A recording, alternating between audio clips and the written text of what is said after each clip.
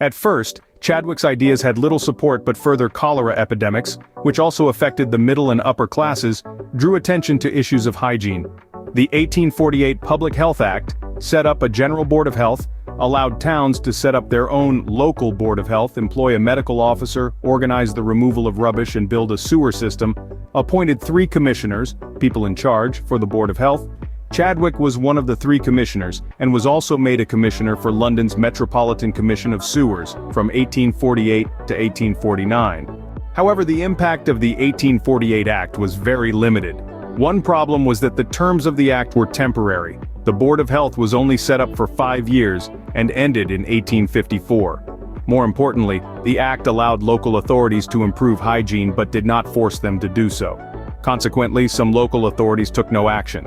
Another problem was that Chadwick was a difficult person, who was often arrogant and aggressive. As a result, he found it hard to get his ideas accepted, even though over 50,000 people died in the epidemic of 1848-49.